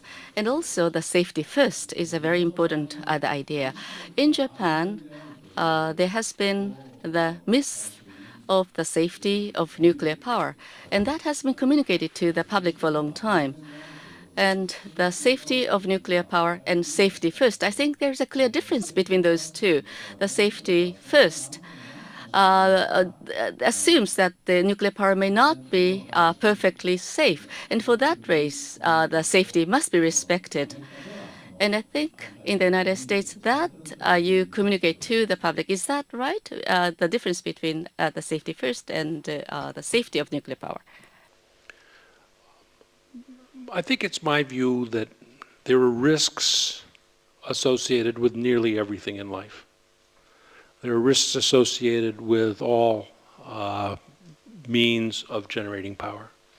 There aren't exclusively risks with nuclear, there's certainly risks associated with others. And in the case of coal, there are real deaths that are occurring in the mining and as a result of the emission of particulates. So there's nothing that's free of risk. And nuclear is certainly included in that. There are risks associated with nuclear that you should acknowledge, in my view. And I believe that if you have, my personal view is that if you're serious about operating the plant safely and make it the highest priority, you can do so. And safety can be accomplished and the risks can be diminished significantly enough that one should continue to rely on that source of power. You know, the United States has continued to have 104 nuclear power plants. It provides 20% of our nuclear power. Most of not all the public supports them, and they're comfortable with them, even in the aftermath of Fukushima. I think they're comfortable in part because the NRC has been, and the operators have been honest in trying to explain, yes, there are risks. We realize there are risks, and we're doing all the reasonable things we can to make sure that those risks are controlled and minimized. And if you're honest with the people on these areas, I think they will accept it. If you take the view that it's just automatically safe, then you're misleading them, because you have to work at it. Last. Thank you. Thank you very much, Doctor. Once again, I'd like to ask two questions. In Japan, we want to strengthen the regulation on nuclear safety, and that's where my question comes from. First point, Dr. MESERVE, at the turn of the century, from 1999 to 2003, you served as the chairman of NRC. When you were the chairman of NRC, the 9/11 happened in 2001. That was a major terrorist attack. NRC immediately took some action in studying the nuclear terrorism possibility thereof. And from that activities, you have come up with various policy measures. You adopted various policies. Additional preparedness was introduced and applied to nuclear power plants in the United States. So you are checking whether your anti-nuclear terrorist measures are actually in place. This was an additional instruction. B5B is the name given to this additional instruction amongst the experts. So my question, B5B. In this B5B, one of the assumed events is the total station blackout, total power loss. That was one of the assumed events. So U.S. government, NRC, has come up with new policy of anti-nuclear terrorism. And in that context, you have issued new instruction as a result of that. Maybe you have explained to other governments. I'm sure that Japanese government authority received that kind of explanation from NRC, I'm sure. Now, can you talk about what went into this process? Of course, this may include some security-sensitive issues, and you can't talk everything about it. I know that. But regarding B5B rules, Japanese nuclear power plants, if they adopted the B5B, do you think of course, that was not the nuclear terrorism, but do you think that accident could be moderated and it would be mitigated? Some experts say so. So on this point, since you were the chairman of NRC at that time, how do you see the situation? Do you have any comment about that possibility, B5B being applied to Japanese power plants? Then the accident may have been mitigated. It was in fact the case that one of the consequences of the terrorist attacks in September 11th of 2001 was a concern that nuclear power plants might be the subject of a terrorist attack. In fact, there was some intelligence information to the effect that Al-Qaeda was thinking about attacking nuclear power plants. And although we had security measures that already were in place at nuclear power plants before 9/11, we concluded that they should be strengthened. And we took immediate steps to assure that there was stronger defensive capability at the nuclear power plants. That included in the early days more guards, guns, all those sorts of things. And then as time went on, we issued an order, and as you've indicated, that included one of the elements was one that required a variety of other steps to be taken by the licensees. They included a requirement that the licensee start to think about events that might disable a large measure of the safety equipment at the plant, that a terrorist might attack the plant and take out a series of safety important equipment. And or there might be an aircraft attack that would engulf the plant in a way that would take out safety equipment that you might otherwise have assumed would, at least some would be available. You would usually have redundant trains, and you would not expect necessarily both to go out. In fact, you design the plants so there would not be a common mode of failure. But you could imagine that a terrorist might achieve that. So one of the things that was required was that the companies think about how to restore those safety functions. And that did include obligations for the plants to put in place additional emergency power, air compressors, cables, hoses, all the sorts of equipment that might be necessary to restore safety functions, and to think about how to use them, to be prepared to adapt to the circumstances that could arise in the course of a terrorist attack. One of the things that the NRC did after the terrible Fukushima events is that they inspected the plants to assure that they had the capability to deal with severe accidents. And the NRC determined that we thought that we had protection against the Fukushima-like event, in part because there was all this equipment that we had required to be in place for security reasons would be available for events of other kinds. So, so we expressed the view that we had some robust capacity to be able to deal with a security-like event because of this these equipment had been put in place for security reasons. So to that extent, we had some comfort that we could deal with Fukushima. I am not able to respond in detail because I don't know how TEPCO had responded to the terrorism event in enough detail to know whether they had similarly put in place equipment and lost it as a result of the tsunami, or didn't have the equipment. I just don't know the fact of that. So I can't comment knowledgeably as to whether that capability had been in place at the plants and was lost, or whether it just wasn't in place. But we do have some sense in the United States that that equipment would have been helpful in a Fukushima-like event. I'm a little bit hesitant, and this is something to make a point that I should have been making all along. I don't want to have you think that I come here as an American and tell you everything's perfect in the United States and we know better, and that you should follow our way. You need to sort out a way that's appropriate for Japan. And this is an area where I think that the shortness of view of the United States was revealed, in that we required the licensees to have this equipment be in place.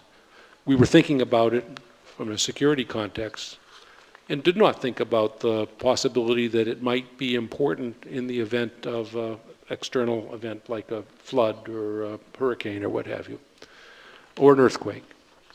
And so it may have been stored in places that were not optimal to be able to survive such an event. And so we had equipment that was stored, but it wasn't necessarily in seismically qualified buildings. So if you had an earthquake, we could have lost it. And I think that's important to mention because it's possible that TEPCO had this equipment and they lost it for other reasons. I just can't comment knowledgeably. ありがとうございました。 Thank you very much. Another point, which is the related. And after the Fukushima accident, the Japanese government, in order to increase the safety, tried to change organization setup. And the new bill is currently being prepared to be submitted to the Diet. And the accident of Fukushima, to learn the lesson out of that, and to try to introduce the highest standard regulation system in Japan. That's the goal of Japanese government. I believe that that itself constitutes a very good objective. And based on your own experiences, what kind of improvement should be incorporated into the enhancement of the safety regulation in Japan? What remains to be improved? And in a series of comments, I think you have already implied many of them. But what kind of improvement measures are most called for in Japan? If you have any personal view, please share that with us. Well, I had intended in my opening remarks by describing the objectives that should be found in the regulator, and I'd mentioned the scope of its responsibility, independence, the legal authority, assuring competence, having openness and transparency, the need for a risk-informed approach. All were intended to be elements that I think that you should consider, and that, in my view, the Japanese government should consider as it thinks about how it might reform its regulatory apparatus. I am not sufficiently familiar with how the Japanese government is structured or what your legal constraints are as to tell you how best to achieve those objectives or what political implications there are of going one direction or another. I had intended to lay out for you some considerations that, to me, should guide your thinking about that matter, and you should seek to advance all of them, if you can. And I hope that this commission will consider this as one of its outputs, is to help lead the way in how the regulatory process might be rethought in Japan in order to strengthen it. And I think the areas I've described are ones in which there is at least an opportunity for making sure that the system is adequate. Thank you. 田中浩一委員、あるいは塚井。The Dr. Tanaka, do you have any comments?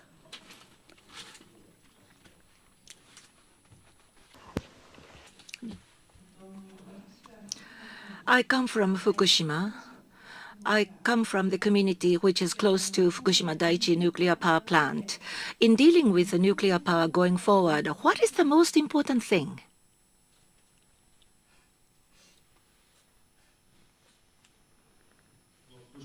Express my great sympathy for you and your neighbors for what you've endured. I mean, this has obviously been a tragic event for the people who've been disrupted. I intended in my remarks to focus on the series of elements that I view as the most important things that this group could emphasize in order to strengthen safety. And I think all of them are important. They include recognition of the role of the operator to put safety first. That should be the guiding light. To have these various attributes of the regulator, to establish a chain of command and a whole planning process for emergency operations, to do everything to, as a fundamental point, to reinforce the existence of a safety culture to drive the whole process. I think those are all elements that seem to me to be core ingredients to successful change.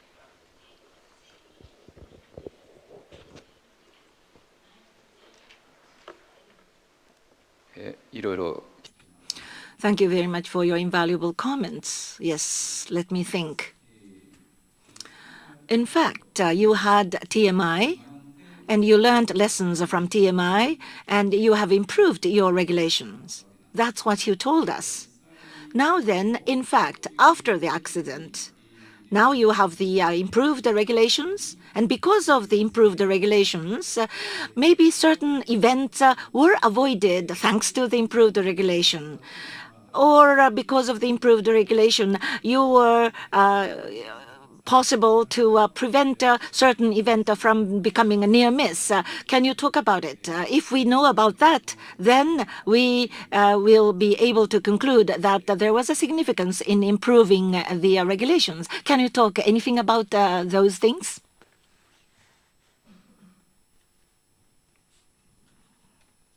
Interesting question. I think it goes, and I don't have a clear answer for you.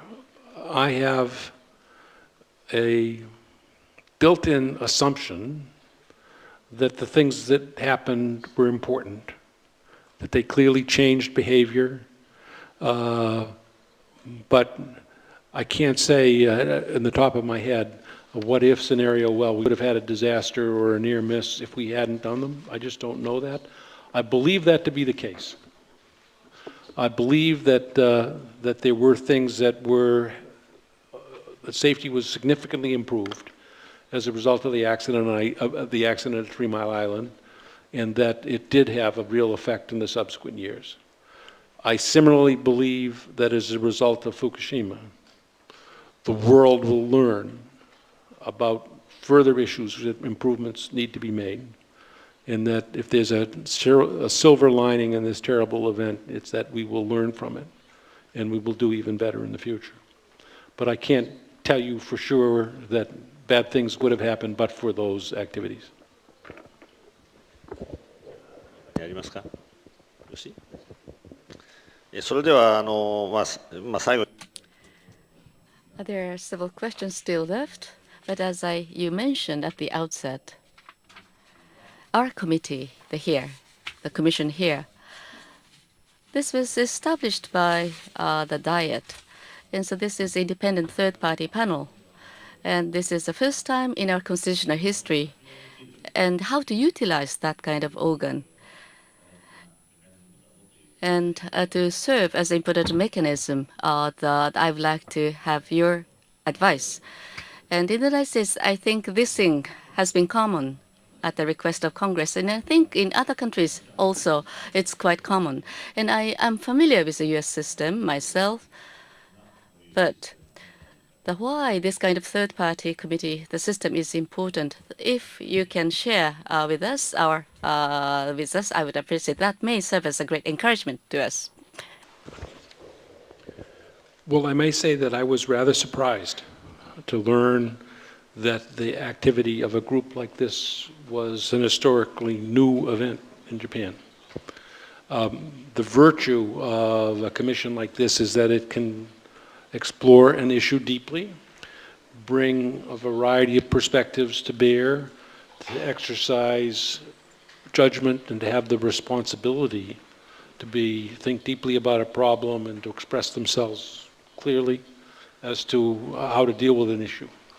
And I think it can be an enormously helpful process because it's sort of outside the hurly-burly of ordinary business in any agency or within the Diet, which is a give and take. To have some clear baseline expressed to exactly how to approach a problem, what's important, what isn't, can, in my view, provide an enormously valuable input to the process of rethinking legislation, rethinking what the government does in various areas. And so it is something that is, this is a process that would be very common in the United States. There are, I'd mentioned the National Academy of Sciences study that will be undertaken to deal with Fukushima. There are numerous studies that are undertaken every year that are similar, that are made at the request of either an agency or at the request of the Congress, with an obligation to bring in outside experts many from academia or from industry or wherever, and to pull together to try to provide the best expert advice to the government. And it's something that I believe is a very useful exercise. どうもありがとうございました。それから Thank you very much. And as was already mentioned, what came at the quite timely is an independent commission, Blue Ribbon Commission that you talked about. So nuclear safety there or back end, wasted the fuel material, how to deal with them, independent study will come out. That process that we can expect, and that really impresses me. So your advice on this kind of the mechanism, I think we would like to have more opportunity to hear from you. So this particular policy development mechanism, if we can have more comments, we would really appreciate. Well, let me say that the process of seeking outside advice through a group is so common that there is a federal statute that governs how to proceed. It's called the Federal Advisory Committee Act. And it has a series of requirements as to how the government should engage outside experts to provide advice. And they include requirements that there be a fair balance on the committee, that is, to make sure there's a diversity of views. There is a requirement that its processes be open, that every meeting is one where there's an advance notice so that people can come. In the case of the Blue Ribbon Commission, we had perhaps 30 public meetings. At the end of every meeting, there was an opportunity for the public to make comments about the subject matter that was being discussed. We published the draft of our final report last summer and solicited comment from the public. They submitted over the website. And all of the report was available on the website.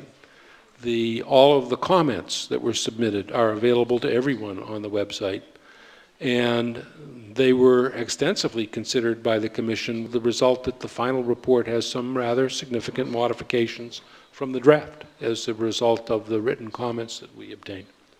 So there was a whole process that was one of the sort of openness and transparency that I have described, and having experienced this as a member of the Blue Ribbon Commission, I believe that it made the report much stronger than it otherwise would have been.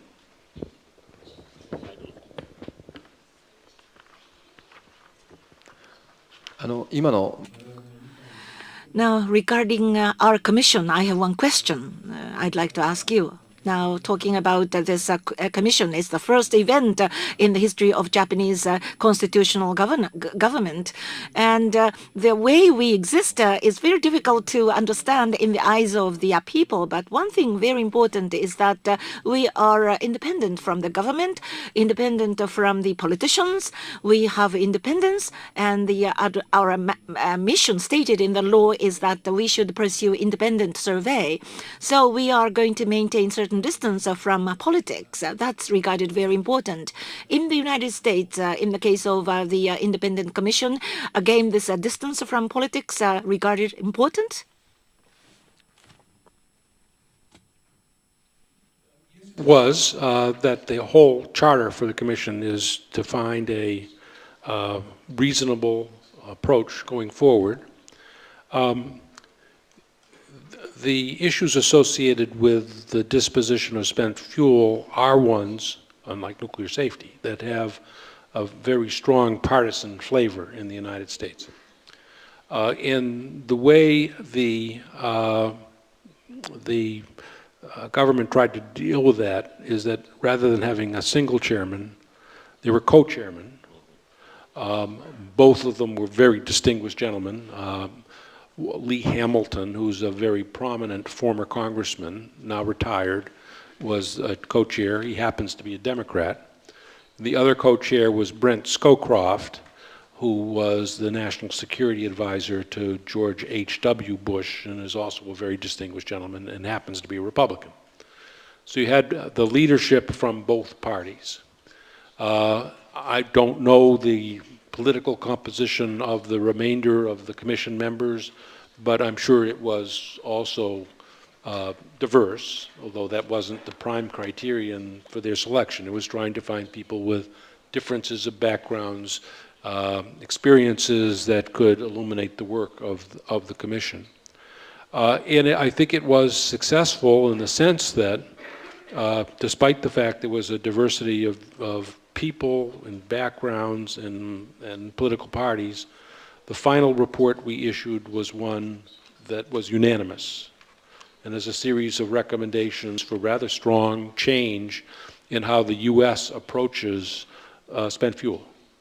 But we were able to achieve a unanimous report, despite of the fact that this is a very contentious issue.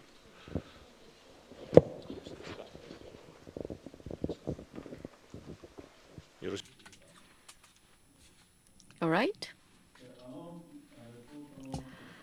The conclusion of that report, I had opportunity to look at that and how they're using what kind of process that will lead to actual implementation.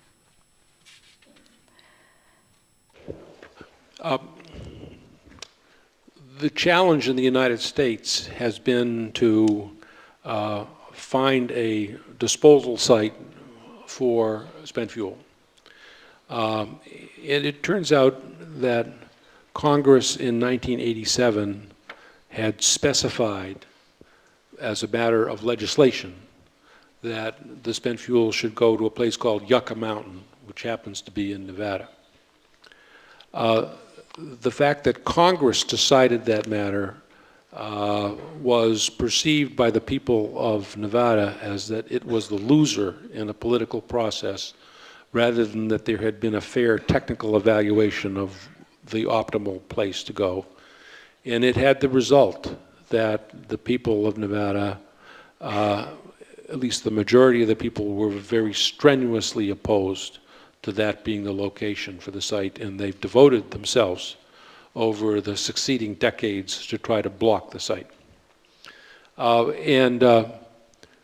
What we recommended we were not a siting commission, we did not make a determination of what the location should be, but we very much recommended that there be a very different process that involved extensive consultation, trying to find an opportunity for volunteer sites and to provide incentives for them to agree to have this be a disposal site. You know, and it's not to say that necessarily will work, but it has worked elsewhere in the world. That Finland and Sweden, for example, are well along in being able to establish disposal sites. There's a storage site in Spain that recently has also been established with the enthusiastic agreement of the local community where the site is going to be located. That's because of various incentives that will be provided. In fact, in Sweden, I understand they provided a bonus to the city that was the loser in the competition, because the benefits of the site would go to the, meaning the jobs and so forth, would go to the community that was selected. So the loser was compensated for having participated. That's rather remarkable, in my view.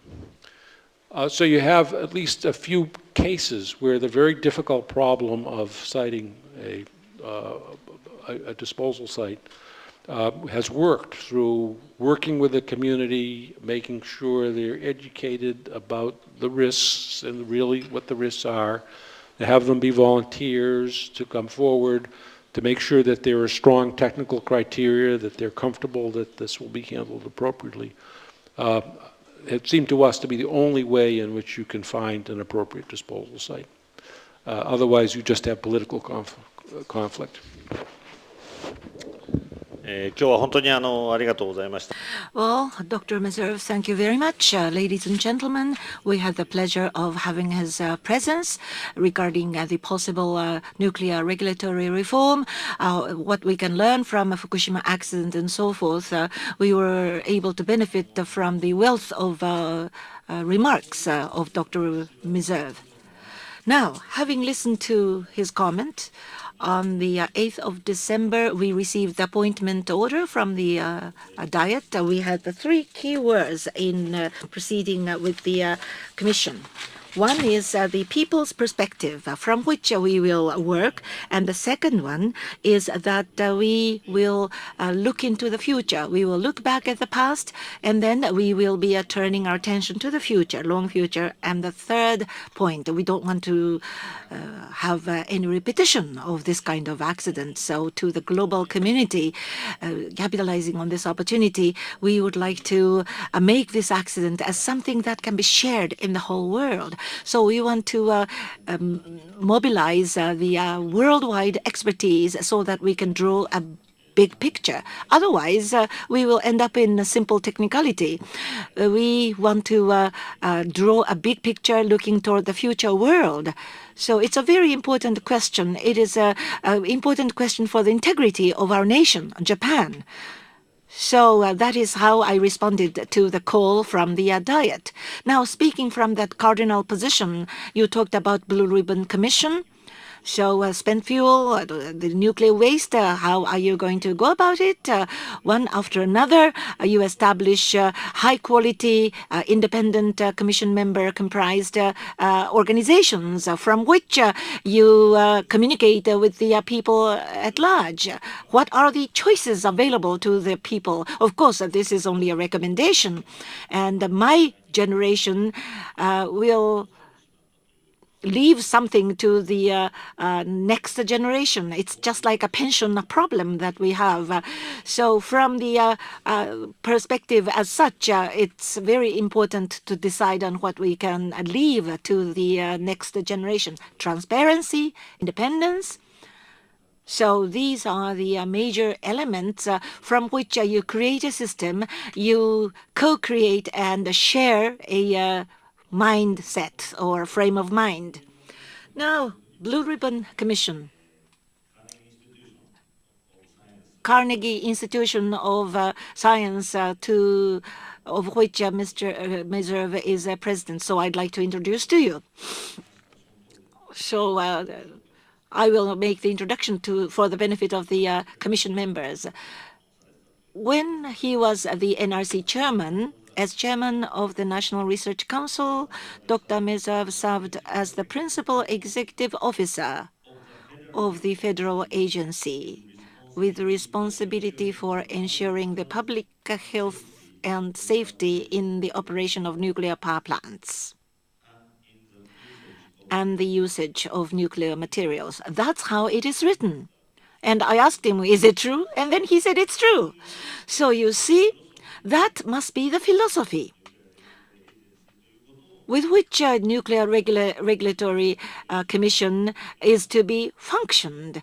That is the strongly shared commitment with the people, and that is how you have gained trust and confidence from the people. That's a big challenge for us. We have been given this mandate, and that is the mission that we are given by the people at large. Thank you very much for your participation, Dr. Meserve. So next commission meeting we plan to have sometime in mid-March. With this, we will be concluding this commission meeting today. Thank you very much, ladies and gentlemen.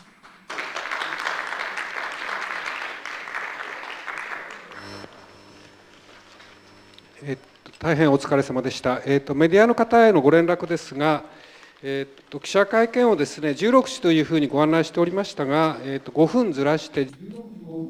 We'd like to have a press conference from 5 minutes past 4, the change from the 4 o'clock to 4